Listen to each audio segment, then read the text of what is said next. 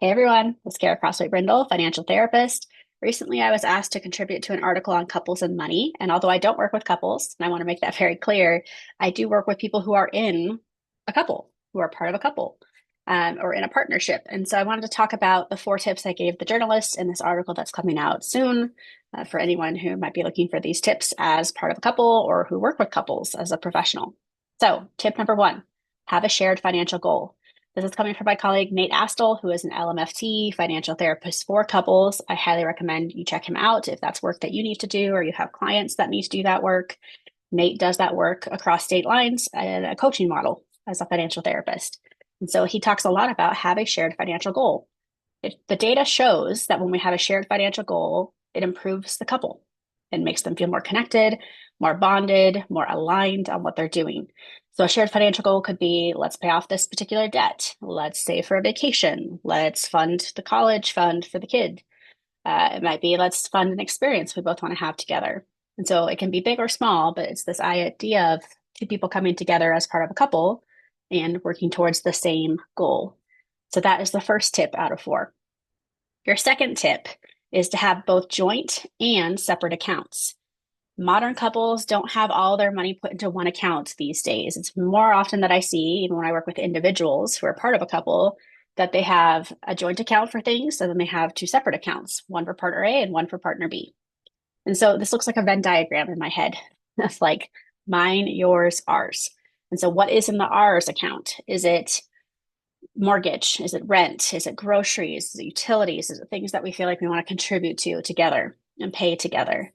If it's joint versus separate, in the separate accounts, oftentimes folks have their own money in those accounts, whether it's an allotted amount, like almost like an allowance, even though we don't really like that word for adults.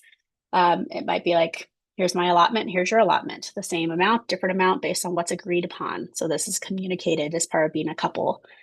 Sometimes people put everything in a joint account and make that allotment. Often, though, I see people have those separate accounts and then they're contributing to the joint account. So, what does that need to look like? Is it a percentage you're contributing? Is it the same amounts? Oftentimes, I hear this word fair that comes up in this conversation. What feels fair in that joint account? If we have someone who's a stay at home parent and someone who's making money, the contributions are going to look different to that joint account. Fair might not be 50-50. Fair might be you're doing 20 and I'm doing 80, depending on what's going on in that couple dynamic. So that's something people can get curious about and try on. So part of even just naming this as a tip is normalizing how often modern couples have separate accounts and a joint account. Venn diagram, mine, yours, ours. So if you like that image, that's another tip. Third tip, make money dates fun. So we can't read each other's minds. We actually have to intentionally have a meeting about our money. And so how do we make that fun as being part of a couple? Is fun what we wear? Is fun going to a particular place to have this meeting? Is it going to a coffee shop we both enjoy? Is it going out to eat? Is it sitting in our car? Because that feels like the place to have a money meeting or money date. Is it about sitting at the kitchen table, but picking the right time when we're not distracted by other things like childcare or making dinner, things like that? And so I encourage people to look at this from the 5 senses. What can you smell, taste, touch, see, and hear? How do we incorporate all of the 5 senses into making a money meeting pleasant? Maybe we start with just how do we make it tolerable? Because most people hear the words money meeting and go, oh, this is a mandatory meeting with a financial professional, a tax professional. It doesn't feel good. And so part of this is reconditioning of how do we make this pleasant? Maybe start with tolerable, move our way to joyful as part of a couple to have a money meeting or a money date. We have to have money meetings or money dates with a partner to understand where they're coming from with their money and where we're coming from with our money, even if it's once a year, once a month. I can't imagine it's once a week unless you're really like tackling some debt or something like that. But customize this with your 5 senses. What's going to make that more enjoyable for you and for your partner? So that could be a date in itself of like, let's talk about how to set this up for success. Your last tip would be red light, green light. That's what I call this strategy, red light, green light. So again, we can't read each other's minds as a couple, although we sure wish that was true. So red light, green light is a strategy of what do I want to spend my money on and what do I not want to spend my money on. So this is very much about values-based spending. As a couple, it's very common to see partner A say, I want to spend money on X, and partner B say, that's not important to me. And vice versa, partner B wants to spend on Y, and partner A does not. And so how can that be part of a money date or conversation from the previous tip? But also, can we actually articulate this with an exercise of writing it out? So, because I can't read your mind, can I put on my list of green light items? Here are things I have no problem putting my money towards. And on my red list item, here are things I don't want to put my money towards. I don't want to spend money on these things. Each person's going to be uniquely themselves in making this list. So, for example, I've had people say, I will happily spend for upgrades for a flight to get us where we need to go in style or comfort, but I don't want to spend money on taxis to get around the city. And then maybe we have someone who's like, I will happily spend money on shoes or purses or items that bring joy, but I don't want to spend money on high-end restaurants because food is food. So these are just some very like simple examples of what we might see on a red light, green light list. So often when I work with individuals, I have them craft their list with me first and like have that discomfort show up of like, what do you think your partner's reaction will be to this list? Are they going to be surprised by anything on the list, especially if we're truthful? It doesn't have to be hurtful to say this is not a priority for me. So it's kind of loud budgeting. If you remember that from 2021, loud budgeting is basically financial boundaries verbalized of like, I don't want to pay for that. No, thank you. So it's kind of this strategy put into a list. I will pay for the items here on the green list, or I feel comfortable putting our joint funds towards this if that's how it's set up for you.